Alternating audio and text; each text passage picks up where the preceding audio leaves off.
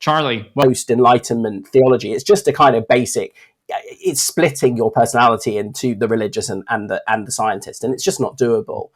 But I mean, I suppose from my perspective, I've always had a faith. It's been up and down. So when I was in my teenage years, it was sort of pretty low. But I've always sort of had that innate sense of kind of religiosity. So for me, the kind of God thing has been a given. And so therefore, it's more about then saying, okay, how rather than how do we reconcile these things, because I don't think that's necessarily the right starting point. It's just saying, okay, given what we know in the world, given what we know, or given what faith teaches, how does one live a life where those two things are integrated? But you're right. A lot of people, you know, being fighting for sort of LGBT rights in the church, everybody hates you. Because the church people think, why have you got these LGBT things? What a load of nonsense. And then outside the world, a lot of LGBT people will say, why are you involved in a church which has been known to be oppressive and the rest of it for generations? It's really challenging. It's not a sob story, but it's interesting just to think that those two things have now been, because of the behavior of the church of the last 50 years, have now become seemingly incompatible with one another. Mm-hmm. You spend a long time in the first section of the book kind of illustrating what the problems with the church's current position is. And what's interesting to me is that you really argue that it's an unjust position that they take, and that's bad for the church and it's bad for individuals. I was wondering if you could talk us through sort of some of those claims about the inequity of the current position and where it comes from. I know that you speak a lot about the Church of England's position coming from this document called Issues in Human Sexuality. You know, maybe that's a good starting point for us to jump in. Yeah, sure. So, I mean, for me, the fundamental problem underlying all of this is placing the peripheries ahead of the central doctrine. So, and in recent years, sexuality has become known as the marker of orthodoxy, i.e., if you don't agree with us on sexuality, you're not an Orthodox Christian. So for me, that's absolute nonsense. I mean, it's just laughably ridiculous. I mean, it does not fit with the historical understanding of Christianity. You know, the creeds which were created, you know, sometime before the 5th century or in the 5th century, the creeds which essentially which define those issues of centrality to the Christian faith. That's what orthodoxy is about. Not about sexuality. It's an absurd position for people to take.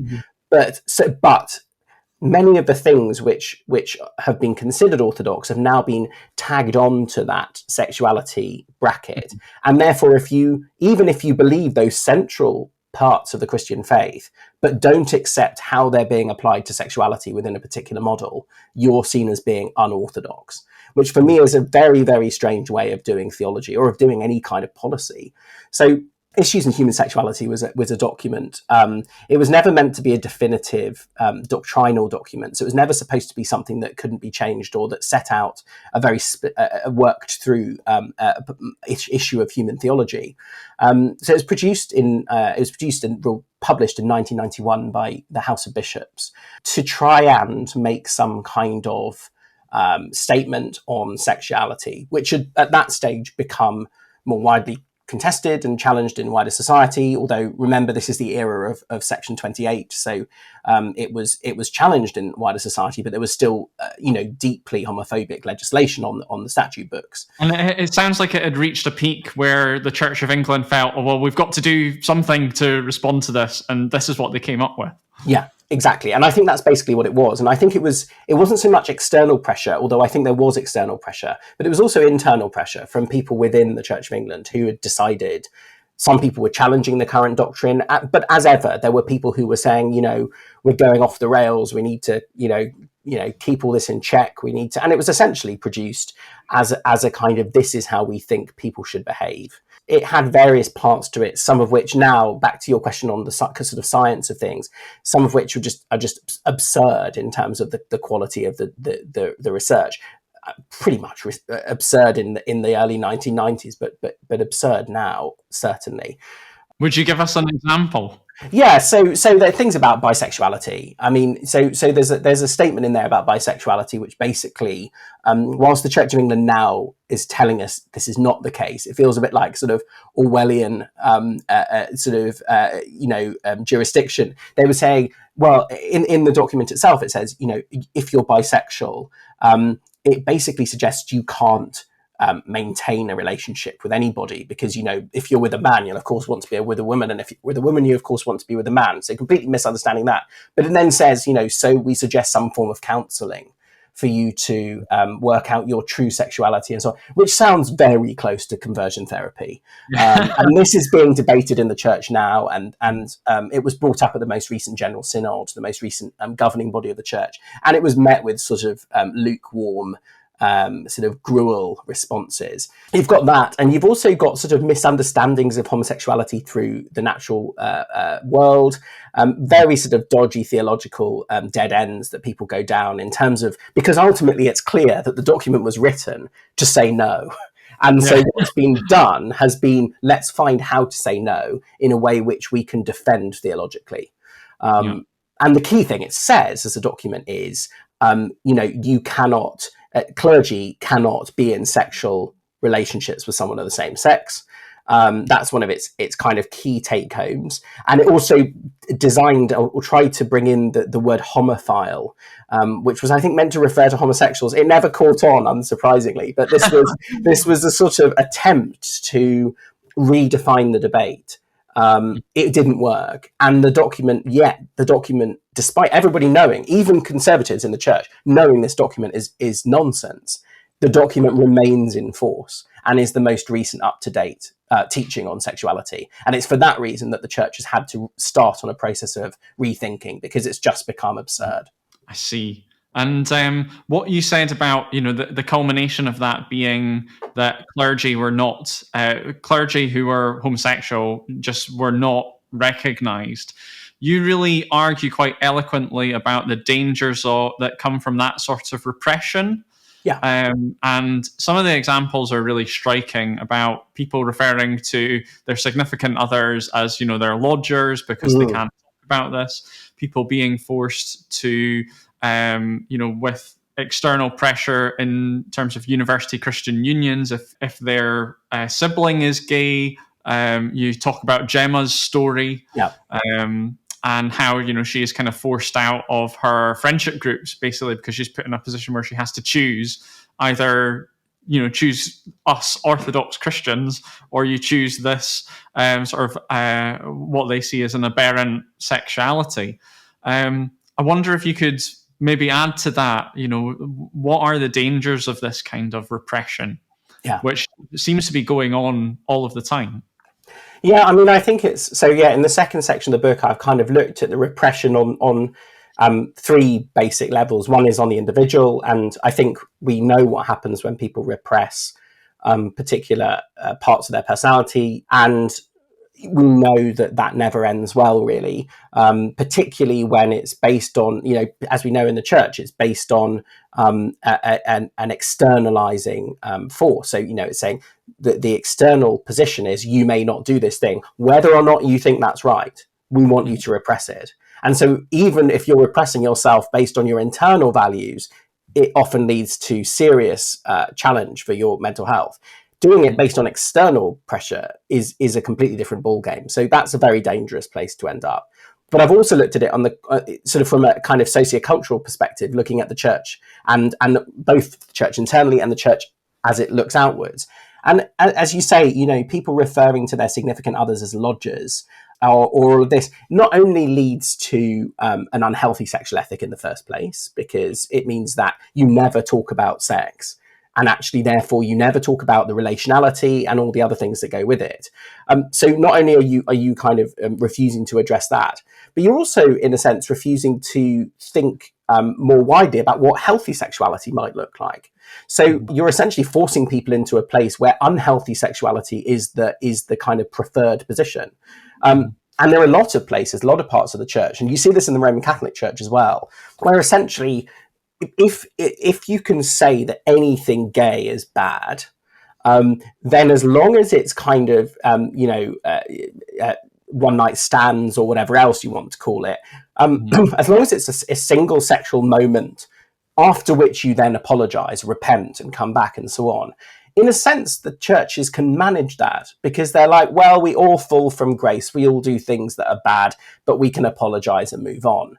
The thing they really can't get to, and I've covered this in some detail in the book, is the concept of relational sexuality. So the idea that actually sexuality is sat within a relationship or is part and parcel of that relationality between two individuals. And they can't accept that you might want to commit yourself to another person in the same way that a straight couple might want to do. For them, that is too far. And for me, that is the absolute crux of the problem, which is that if we have got to a position where what we really dislike is two people of the same sex being in a sexual relationship, that's because it legitimizes their relationship. That for me is really a worrying place to find yourself.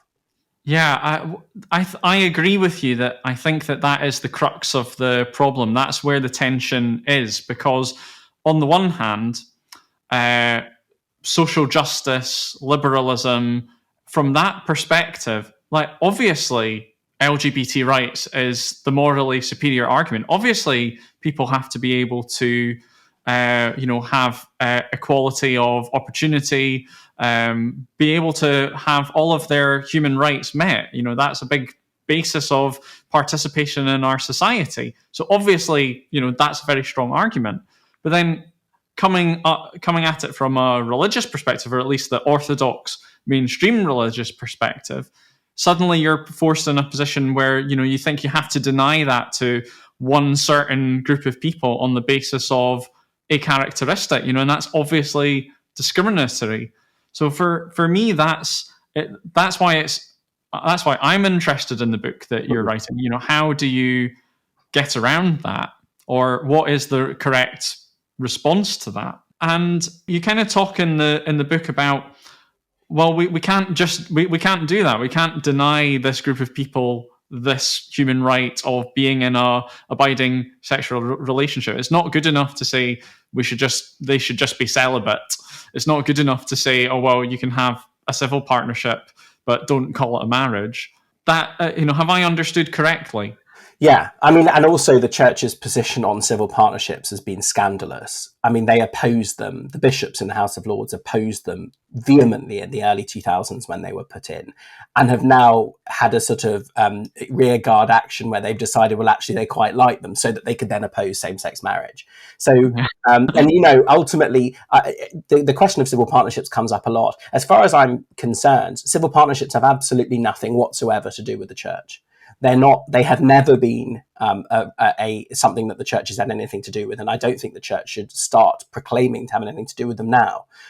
They're ultimately a civil contract between two individuals, which now can be people of the opposite sex as well as of the same sex, which is separate to marriage. And I think we should be clearer about that. The problem is that, again, that's the church fiddling about with externals. Because the church is trying to, if you're talking about civil partnerships and you're saying people of the same sex should enter into civil partnerships, which is the general position on clergy, they say if you're in a relationship, you should go into a civil partnership. Why? Because we're saying that marriage is bad, but we're saying that you should enter into a civil partnership because presumably it adds some level of stability or something else. It shows commitment. But we're saying that the commitment is bad in the first place. We've tied ourselves up in an incredibly complicated place. And then we have clergy who do enter civil partnerships who will refer to them as marriages, because in many ways for those individuals, that's the marriage that they're allowed within the church rules. But the church would never say that they're a marriage. And so the whole kind of, we've got to a place where almost piecemeal we have produced such an incoherent practice. And for me, if nothing else, I can't stand incoherence. And this is so clearly incoherent. It's absurd. And the problem is, because people have just about got away with it, or it's just about worked, the church has said, well, we'll keep going, then it'll be fine. But the reality is that's not going to work. And it's just not going to work. We know it's not working. We know that people are unhappy. We know that same-sex relationships in the church continue not to be blessed in churches. So I'm doing a wedding in September. I think the day after my CASC exam, actually. So that's going to be interesting. My clinical exam for my membership of the Royal College. But I'm doing a wedding in September, and the couple coming to this wedding, not speaking about the specifics of this wedding, but the couple that come to that wedding simply could be people that have never come to church. They have no Christian faith whatsoever, but they want to get married in the church building. They are entitled to that under British law, to get married in their parish church, provided that one of them is not divorced. So anyone coming to me and saying, well, I want to get married, that we provide it. The reality is we can do nothing for the same-sex couple that come to us. Nothing. We can offer informal prayers.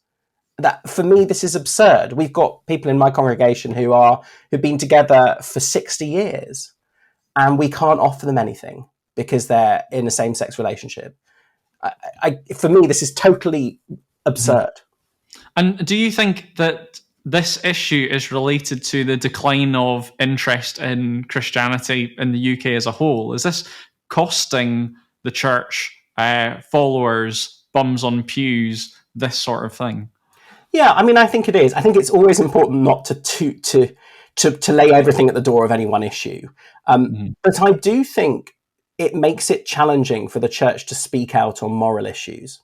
So we've seen recently the church speak out against the Rwanda policy. We've seen the church talk out in favour of asylum seekers, refugees, and so on. And the church has a strong moral voice on certain things, and yet it sounds very hollow when you're spending half your time talking about, for example, racism. The church has spoken out a lot about the scourge of racism, although, of course, it has a lot to do within its own ranks, but has spoken out a lot about the scourge of racism in society. But if you're openly discriminating against people who are LGBT, if you're openly discriminating against those individuals, and not only are you openly discriminating, you're making use of your opt-out from parts of the Equalities Act in order to do so. I don't know how you can stand with a strong moral voice and be taken seriously. And I think as wider society has kind of got over itself on these issues, it's not only the gay people in the church that are beginning to notice this. It's the people who have grandchildren who come out, or who have parents, or who have siblings, whatever. As that web becomes wider and it becomes clear that actually homosexuality is a normal part of the spectrum of human sexuality, that becomes very, very challenging, because if you're hearing that from the center of an organization, why would you want to be involved in it? Yes. That's a good point, I think, at which to start getting into some of the arguments that you make in the book, and especially the responses to opposing arguments. I think the book is really amazing at taking those, analysing them, and explaining why they're wrong.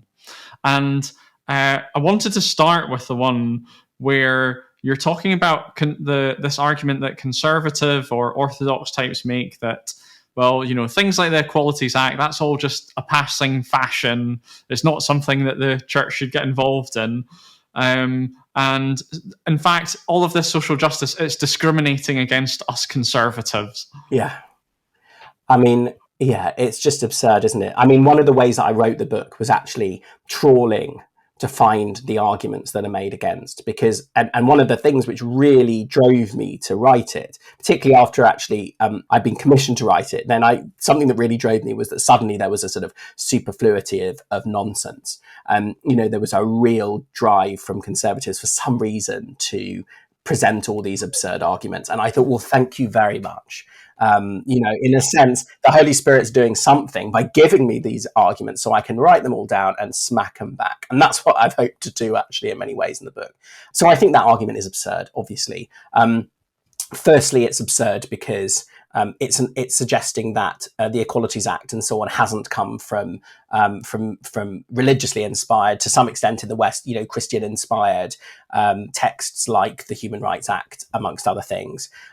So it's suggesting that basically these secular values have come out of nowhere and are attacking the church. I mean, I find that argument extremely poor. The idea that there's no kind of good outside the church, but that is a classic argument made that the church has the good and elsewhere the world is bad. So that's the first part why I think I just think it's nuts. But also, I'm sorry, it's a complete misunderstanding of the word discrimination. So there's lots made. There's a dreadful organisation called Christian Concern, and it's a very very sectarian form of sort of Christian values, quote, in which they talk a lot about the discrimination against Christians. And basically, their view is that it's the worst form of discrimination is not being allowed to discriminate.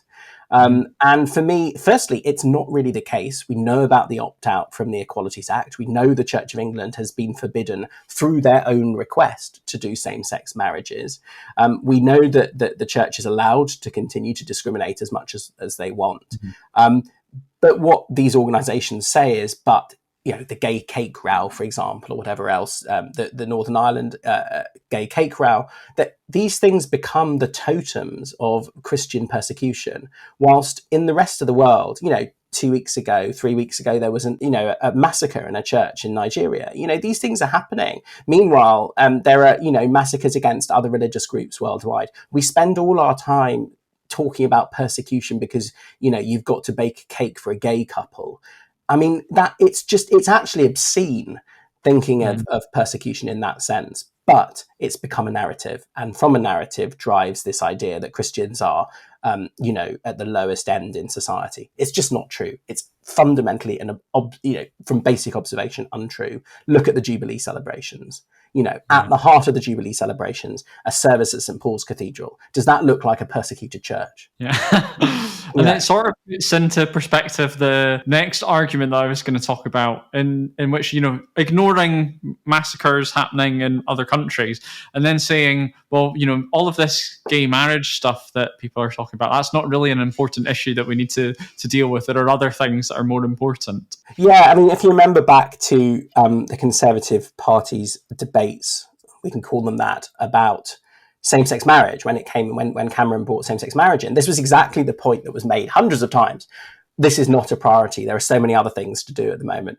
And there's a sense, at some point you have to say that, you can do two things at once, that. And secondly, actually, if we want to be a church that genuinely shows, as you very eloquently said at the beginning, that talks about God's love for all people and the rest of it, but we have structural oppression for a particular group of people, that is a priority, by the way. And the Christ of the Gospels would have seen that as a priority, saw the breaking through of the kingdom of God, the breaking through of a kind of a new way of being human, saw that as fundamental to the Christian gospel. So the idea that we just say, oh well, we've got other things to worry about is nuts. And it also, the thing which really, and I've had this argument with somebody this week, actually, it's the argument about that basically this is just a Western issue. So it doesn't take much time to find the plight of LGBT people across the world. And particularly, there was a bill, and I mentioned this in the book, there was a bill put through in Ghana where the bishops of Ghana were sponsoring an opposition bill to criminalise homosexuality. And not just to criminalise people who are having sex with each other, but actually criminalising people who were LGBT. I mean, if they self-define as LGBT, you could go to prison, and your supporters could as well. So it was this kind of, amongst other things, sort of corrective, what they describe as corrective surgery for intersex people, which is just a horror. And then they wonder why, nobody's coming out in these countries to say, yes, I am. Exactly. And what did the Church of England do? They sort of dilly-dallied around and didn't want to upset because they wanted to be culturally sensitive. Well, tell me what's culturally sensitive about allowing LGBT Ghanaians to suffer under this kind of bill. There's nothing, it's completely, and yet once again we stand up for the people in power and not the people out of power. And that, it's not that LGBT Ghanaians don't exist. Go on Twitter, you can find them. Go on Twitter, you can find, I think it's LGBTify Ghana. You can find this stuff. But it's the church's willful blindness to the plight of people who don't fit their comfortable narrative. Because the Church of England's narrative is West, pro-gay, everywhere else, anti-gay. that might be true in terms of the authorities. It's not true in terms of the individuals, and we keep forgetting those people. I'm just thinking you better not let the secret get out to the Ghanaian opposition about Twitter. There's another few arguments I want to ask you about, because I think they are really interesting, and it's this idea of love the sinner, hate the sin.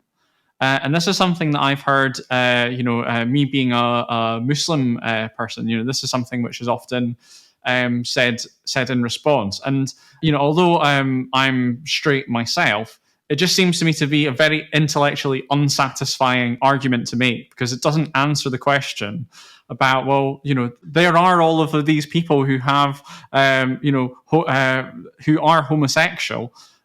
Can you just tar them all with the same brush and say that they're all sinners? What basis do you have for doing that? Yeah, and it operationalizes sex.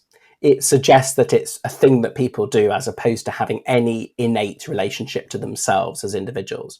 And the sort of Christian response to this is often, you should define yourself by Christ and not define yourself by your sexuality or whatever. Fine.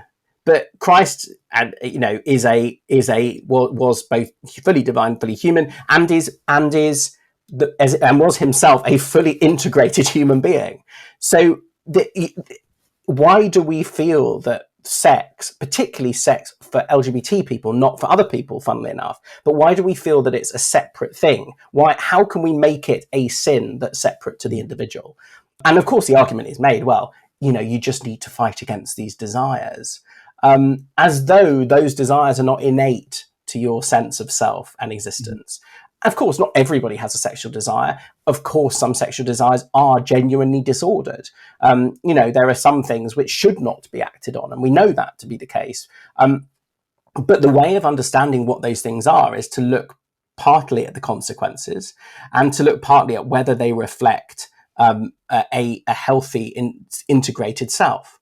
Does it build up the person, or does it break down the person? And the problem with an instrumentalized or sort of operationalized understanding of sex is that sex becomes something separate from the individual.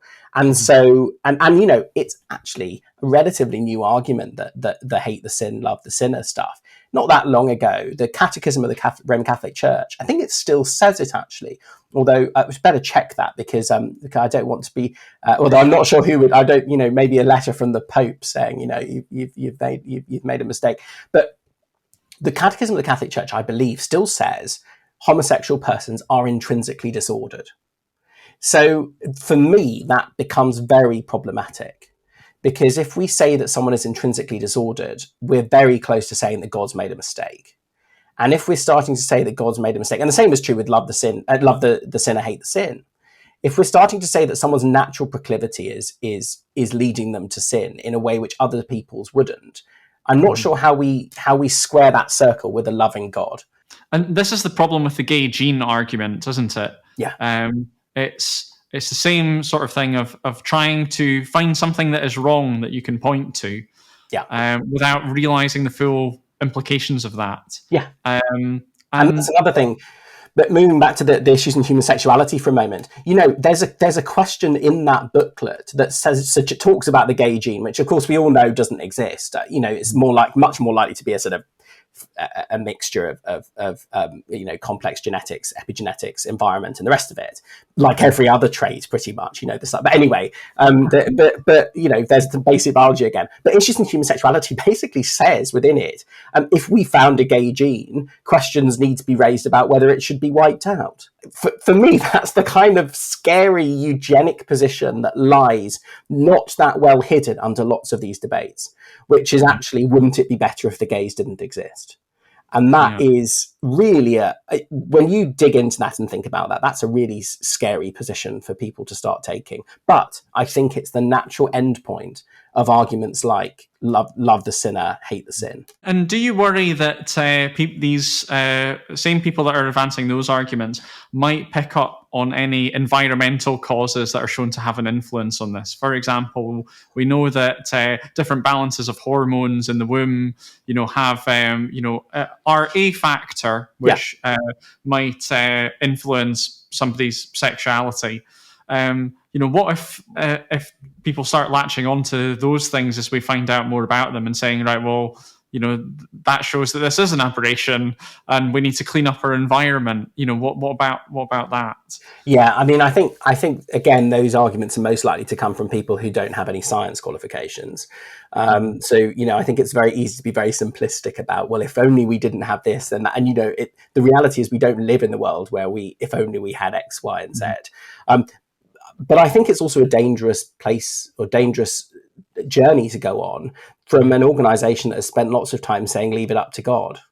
So, I think it's very unlikely that there'd be any single thing that we could do that could wipe out homosexuality. But I do think it is an important question to say, if we found something that could do that, are we in a position where we actually think that would be desirable?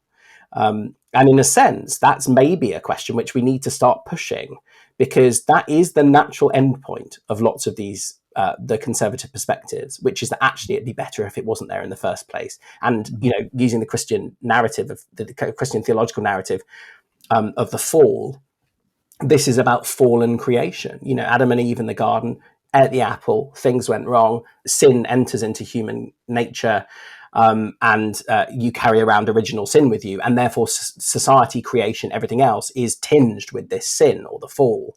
So sexuality is a fall element. I think that's a bizarre argument to make, but it's one that's made really frequently. It's also one that it seems like it's very hard to apply it in a rigorous way. You can apply it to everything that you don't like about society and the environment, and then everything that you do like becomes related to your religious view in some way. It doesn't help you really get to the heart of what these questions are. It just gives you a mechanism for imposing your own bias on the situation. Yeah, exactly.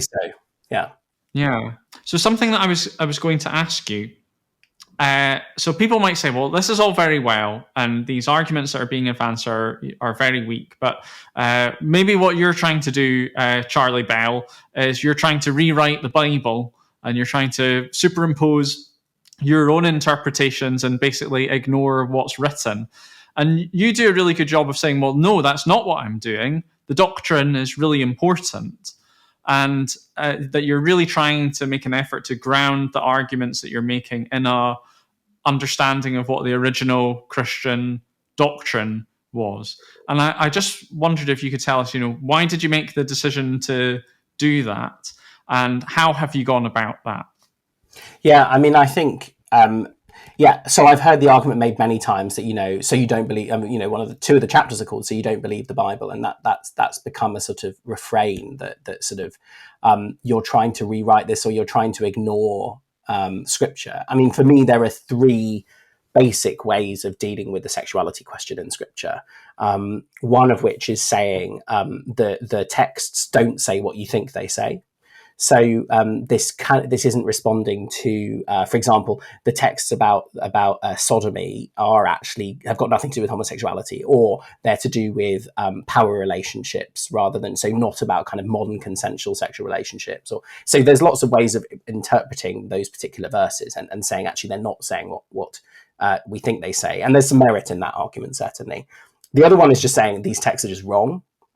The texts are simply in error, and that's challenging from a kind of theoretical or theological perspective, because of thinking of the kind of way that the canon of scripture was put together, and that all scripture is God breathed and so on. So that becomes challenging. Although I think we also have to take seriously basic biblical scholarship, which does suggest that there are elements of certainly the New Testament that have been added after the original parts were written. And so there are lots of and when we say a letter is written by St. Paul, we say that with a bit of a wink, wink, nudge, nudge on occasion, because we know it's not, or we at least think it's not. There are a number of letters which we think are not written by St. Paul for a variety of linguistic reasons. So those are the first two kind of possible ways. The third way, which is the way I've kind of favoured, is saying, let's not get bogged down on the individual verses per se, because proof texting, taking a single verse and then producing your theology from it, I think is just dangerous, and also is not what the Bible's about. That's not how it was written. There's loads of stuff in it that contradicts other parts. There are at least two, if not three, creation stories within the Bible. The order of the Ten Commandments is different in two different places. There are absolutely contravening perspectives on different things. So the Bible is not a simple document that has kind of the, question and answer, like sort of Thomas Aquinas' theology. Well, what about this? Well, this. It's not written like that. What I think you need to do is to take the whole thing and say, look at the narrative of creation, look at the narrative of redemption and everything else that we find within the Bible, look at the life of Christ, and look at the life of the prophets and the patriarchs and things. What's the thread that runs through all of this? And particularly from a Christian perspective, what's the Christ event? What does the Christ event do? What does Christ as a person, as God and man, say? And use that as the key to opening the rest of the scriptures. And for me, when you do that, you stop needing to obsess about individual verses, and you start to say, so how does this narrative of creation redemption apply to us as a church, as a world, and as individuals? And for me, I can't then square that with the idea that we should focus on individual verses about homosexuality, about man shall not lie with a man as with a woman, it is an abomination, and then use that as a simplistic understanding as that's what, if you're gay, these verses particularly apply. That seems a very bizarre way of engaging with scriptural revelation. Mm-hmm. It seems to be an easy argument for an atheist to make, to say, all right, well, we're going to ignore this part of the text. Very difficult if you actually believe in it. Yeah. And you've done a good job of preempting my next question, which was going to be about, so how do you get to the higher principles behind this? Yeah. You kind of explained what those principles were, but I'm wondering, why do you choose those things, the love and the redemption, and not some of the other things? For example, the Hitchens and the Dawkins of this sort of world might say, why are you not choosing the circumcision and the judgment and the fire and the brimstone? Yeah. I mean, I think, so I don't like Dawkins' God either.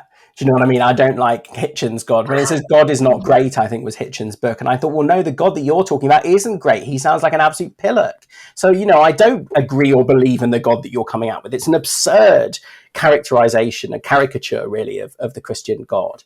I mean, I think so speaking from a Christian perspective, and I know that Jewish scholars and thinkers would probably respond in a different way in terms of the interpretation, because of focusing on the Jewish Bible and talking about how that interpretation would occur. Speaking from a Christian perspective, Christ is the absolute fundamental to it. And so following the life of Christ and following what he did and why he did it, following his own self-description, looking at the overarching understanding of the Christ event in history through the epistles and so on in the New Testament, and then seeing the Old Testament through that light, or the Jewish Bible through that light, for me has always been, I mean, not just for me, that is the fundamental way of doing Christian theology. And moreover, you kind of say that if you apply that principle, the effect that you get should be positive on human beings. Yeah. And so you jump from that to the logical endpoint, which is to say, well, if the church is doing things which are not promoting human growth, then it can't be in keeping with that. Yeah. I wanted to ask you, how persuasive is that thought? How widely held amongst the church is that way of viewing things? I mean, on most issues, it's pretty widely felt. One should always be careful to reduce everything to the slavery argument. But, and people will say, well, the texts on slavery were misunderstood and so on. Well, in a sense, we're just 170 years on from some of the, continuing debates in the church of the early 19th century on this topic. The reality is we have looked at particular societal behaviors and found them to be wanting, slavery being a great example of just an abhorrent sin that was supported, and indeed there were plenty of Anglican clergymen with slaves. The church has been in bed with the wrong people a number of times, but over time the understanding has become actually this is counter to an understanding of the basic human dignity of all individuals. And so, in a sense, whilst there is still an opposition to this kind of thinking on the sexuality issue, and I think there's big questions about why that is, the general tenor of Christian history has not been a set of static positions, but actually a developing number of positions because of an ever deeper understanding as to what being human from the pages of scripture, from the understanding of Christ, from the behavior of the church actually looks like. And I don't see why sexuality is so different to those other issues, however many times we want to tie ourselves up in knots and say that, oh, well, it's slightly different and the texts are different and so on. You know, St. Paul says, slaves, be obedient to your masters. I mean, it's there, and yet we've moved on from that, thank God. So so I think you're right that there's still a lot of opposition, but I'm not sure that it's built on very solid ground. I see. At this point, a listener might be thinking, oh, well, you know, we've been seeing, you know, a lot of pretty strong criticism about the church, and, you know, might be thinking, well, that's not an organization I want to be part of. But then you in the last section of the book, you're really positive about what the church could do to fix this. And you really see that there is a positive step for it to take to enfranchise LGBT people. Yeah. What concrete things could the church do, and what do you see as that positive vision for how LGBT people could be included in the church in the future? Yeah. I mean, I think this is back to one of your earlier questions. This book was written not to smack the church, but actually born out of my frustration at the fact that we are not being as good as we could be. Or actually we're being bad in many ways, but we could, you know, it's born out of a frustration that there is so much the church could give. I mean, the Episcopal Church in the United States is a good example. I mean, again, the Episcopal Church has its own problems, but is a part of the Anglican family, although we keep trying to sort of ban them from doing things like going to meetings, which I'm sure is not, you know, I'm sure they're not terribly upset. But the Episcopal Church is a church that is pretty much entirely affirming of LGBT people. So they're at the front of pride parades. As an organization, they are saying, you know, they have learnt from the mistakes, and there are many in the Episcopal Church with regard to slavery and other things, but they've learnt from a lot of their history and are trying to be a place where social justice is centered. So I think one of the things the church could do is be a place where social justice is centered without caveat. And for me, that's our problem. At the moment, there's always a caveat about particular elements of social justice. Mm-hmm. I mean, from an LGBT perspective, we should obviously be marrying people. It's absolutely absurd that we're not. But that's not the only thing we should be doing. Maybe we should also be using the LGBT experience and the experience of other people who have been marginalized by church or society to say, so let's keep looking back and get the magnifying glass back on our theology and on what we're saying and doing. You know, disabled people, for example, have frequently said the church is not accessible to them. So what are we doing? What could we do with groups of people who have been marginalized to re-examine and refine our doctrine and our behavior and our engagement with society? But at the moment, we're scared to do that, particularly with LGBT people, because we're not quite sure if we think that what they're doing is acceptable. And so I think that's why I called the book The Gift to the Church. You know, that's LGBT people are a gift because there's a huge amount that they can help the church develop themselves, but we've not yet been willing to enter into that kind of conversation. It sounds like it's been a very stonewalled kind of silence that's been going on for quite a long time. You talk about the fear that's behind that. Why is this swept under the carpet? Why don't people talk about it? And why are there consequences for people when they do? I mean, I think there's a variety of things. I think one thing which we need to be really clear about is money. So there are a group of conservative churches in the Church of England who have a huge amount of money, have very wealthy either foundations or wealthy people who go to them, who are consistently threatening the bishops of the Church of England with withholding their money. They will say, if you don't abide by the following things, then we're not paying you anymore, because it's a sort of subscription-based service, for want of a better kind of analogy of how it all works. And we need to call that out. The bishops need to just stop being scared and to say, if we change on our view on sexuality, the following 8 parishes have told me that they will remove their money. Why don't we just say it? So there's a lack of openness because there's a fear there. There's a fear too because there are gay bishops who won't admit to being gay. A bishop was outed, it was quite a long time ago now, probably 10 years or so ago. The Bishop of Grantham, Nicholas Chamberlain, was outed as being in a civil partnership. Before he was outed, there were loads of things saying if any bishop is appointed who's gay, then the Conservative wing will walk away, i.e., will take our money away. And people like Jeffrey John, who is a wonderful priest, has been barred from a number of different bishops' roles because of being gay. It's happened time and time again, even in Southwark, where I'm a deacon. So there's that kind of fear factor, but there's also the kind of threats that lie behind a lot of this kind of behaviour. And I suppose, and then when Nicholas was outed, not a single other bishop had the kind of Christian charity, for want of any other word, to say, yeah, I'm gay as well. But they are. We know they are. We've known it for decades. There are a number of gay bishops who sit in the House of Lords or who sit in the House of Bishops. We know who they are. They will admit to it in private, but they will not say anything about it in public because they're scared that if they do, then their diocese will fall apart. People will walk away. Money will stop flowing. So it's right at the centre and the heart and the top of the church that this fear sits. And from that, it percolates downwards, because if they don't want to admit it, they don't want their clergy to admit it either, and so on and so on. So it's a church driven entirely by fear of split and fear of financial ruin. But in a sense, I'd rather be a financially ruined church than a church that's unjust.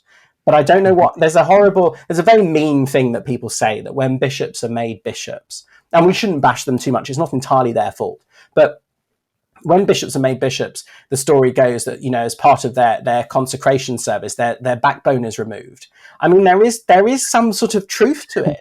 No one will stand up. And yet, why? Why won't they stand up? And it's left to people who are priests who lose their license for getting married. It's left to kind of people like me, who are the lowest of the low, most junior of the junior, who are willing to actually write this stuff. We need bigger support from people in authority, and it's a never-ending sense of frustration and sort of bemusement that no one will stand up for us. What's the secret to you being unafraid? Because I don't think anyone listening to this podcast could accuse you of being quashed into silence. I mean, so I'm recently ordained. I went into the church with my eyes open and had no intention whatsoever of lying or hiding. That's my vision of church, in a sense. So I'd rather not be part of the institution than I would be part of it but not saying anything. So for me, that's so, and they know that, the bishops who put me forward, the bishop who ordained me, the bishop who will ordain me, they know, they know the deal. So that's the sort of, so in a sense, that's why I feel the way. Also, and being really brutal, back to the money thing, I'm a doctor. I'm not paid by the church. If I was paid by the church, my house would be church property. My salary or the stipend would come from the church, and they could threaten me and say, if you keep doing this, we're going to take it away. They can't do anything. I mean, they can take away my holy orders, so they lose a free pair of hands. But they can't take away my house. I'm not under threat in the way that quite a lot of stipendiary clergy would be. So, and that goes back to the fear point. I mean, it's iniquitous that basically all this stuff is hanging over you, which is if you step out of line, we will financially ruin you. I mean, it's pretty bad. So in a sense, I'm lucky because I've not got any of that to worry about. It's big consequential decisions that I think you're going to be making in the near future. So good luck with your ordination. Thanks. I want to ask as well about whether you are aware of any interfaith implications of this book. Speaking from the Muslim perspective, I think homosexuality is again it's whatever stigma is present in Christian British society. That is 10 times more a closeted problem in the Muslim community that people will not talk about. Do you have a sense of that? Do you have, although your book is very centered around the Church of England, what is your thinking about the wider Abrahamic tradition? Yeah, I mean, I think I can just back up what you're saying, in terms of my psychiatric practice, that faith and challenges with sexuality are very frequently found together. It's very unusual that I'll see a patient who's atheist that comes in and has such a kind of internal challenge with their sexuality that they require inpatient psychiatric care. Whereas faith is almost always involved, and that for me is a big sign that we're not getting things right in general. But I think it's very challenging. I think in recent years, interfaith, firstly ecumenical understanding, so churches talking to each other, but also wider interfaith discussions have actually been taken much more seriously and seen as a kind of central part of what religious organizations should be doing, which is trying to find common ground. I think hopefully the kind of way of understanding scripture is not completely alien to the other Abrahamic faiths. And actually, in many ways, the Jewish understanding of, the huge variety of Jewish interpretations of the Jewish Bible gives us a kind of pretty good steer, actually, in many ways, as to the fact that this is entirely coherent within a religious understanding, that you can approach it from different understandings and still kind of see yourself as part of the same faith. For me, thinking through Islamic history, the kind of huge bounds forth in science, medicine, and the rest of it. Actually, rationalism and science has been at the heart of a lot of sort of Muslim history, and so it's not like that anybody's starting from zero here. This is part and parcel of the kind of historical reality of the faith, and in many ways a historical reality which the church try to fight against, try to shut down as many scientists as possible, whilst the Islamic world was saying, well, actually, go ahead. So I think possibly it opens up the doors to, at least opens the challenge to people to say, in the way I'm interpreting scripture, am I using all my faculties? And if all my faculties are God-given, which would be something that we would share across all the Abrahamic faiths, and the value of scientific endeavor and so on, why am I then suspending particular parts of my integrated self, either as an LGBT person, but also why am I suspending them as someone interpreting or understanding scripture? Mm-hmm. So I think hopefully that kind of hermeneutic, that way of understanding scripture, is not solely a Christian perspective. We might come to different outcomes, and we might, we would use the Christ event in a way which no other Abrahamic faith would. But nonetheless, I think the actual understanding or the way of doing theology is not alien to those different faiths. So in terms of how we approach this problem, broadly speaking, there are big similarities. That's really useful. But you also hinted at, in your answer to that last question, that there are real consequences if we don't get this right for people. Yeah. And I wonder, you hinted that there's some experience from your own professional practice about where this conflict can lead people. Can you tell us a bit more about how that works, and how healthcare services end up being used when someone is in this kind of conflict? Yeah, so not that long ago, psychiatrists would be involved with people with challenges with their sexuality or gender in an entirely sort of curative sense, pseudo-curative sense. So you'd go to a conversion therapist and they would convert you back to the way you should be, and off you go. And job done, job's a good one. Yeah, that's it. And that kind of sort of thing. And we can think back to the horror stories of people like Alan Turing, with the kind of involvement of the medical profession there. So obviously the interrelationship between people who are non-heterosexual with psychiatry or with medicine has not always been healthy or entirely without challenge. But in terms of the modern practice, and certainly my modern practice, the people that I see, and it depends how you understand modern psychiatry, but if you see psychosis or sort of other forms of mental disorder as being basically the brain's inability to manage the current challenges that are being presented to it, and it's sort of way out, which is one way of thinking about a psychotic illness. I do see people who come to the clinic or primarily in hospital for whom actually at the heart of it all is an inability to be gay or be lesbian or whatever else, and sort of square that with their entire cultural context, which is often religious. So we see people who just cannot, because they've been told it's not possible that you can be Christian and gay, Muslim and gay, Jewish and gay, whatever. They cannot square that. And so they're eventually, that kind of internal cognitive dissonance and everything else eventually just tips over the edge. and people are simply unable to manage it, and it's that strong, it can tip people into serious mental illness. For me, that's really a good sign that probably the faith communities at least need to take a long, hard look at what they're doing and how they're doing it.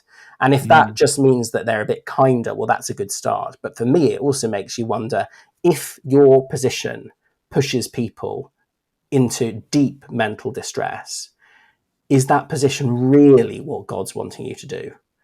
Because why would God want you to push a position that pushes people into mental distress? That for me is I don't understand how you square that one.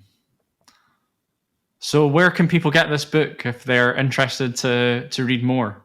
Sure. So rather surprisingly for me, Church House Bookshop, which I've never seen as a great bastion of liberalism, had it as their book of the week for Pride Month last week, which surprised me greatly. But you can get it so on Amazon and the rest of it. You capitalized on that niche pretty well, I think. Exactly. Well, I hadn't really thought about it being published just in time for Pride Week, but of course Pride Month, but of course it was. So there we go. That was entirely coincidental, I'm afraid. Shows no planning on my part. But yes, you can get it. Amazon's, I think, got quite a good deal on it at the moment. But you can get it across various bookshops and so on. And my key thing is to try not to see it as solely a religious book or solely a Christian book. It's more just a kind of viewpoint or a view into how we can do kind of learning to be human beings a bit better than we are currently doing. I mean, I certainly would recommend it to anybody that's interested in wider issues to do with religion and how that works in 21st century society. So, I would heartily recommend it. And I guess all that's left to say, Charlie, is thanks for a great discussion, and thanks for being on the podcast. Thanks very much. It's been great to be with you. If you're listening to this message, it hopefully means that you've enjoyed this episode of the podcast. Thank you for listening. It's for listeners like you that I'm making this content, and it would be amazing to have your support. The ways that you can support this podcast are leaving positive reviews on social media and subscribing if you're listening to this on YouTube. The more listeners like you who subscribe, the more I'll be able to improve the podcast and make better content for you to listen to. So if you like where this podcast is heading, please consider becoming a subscriber. I'll see you in the next episode.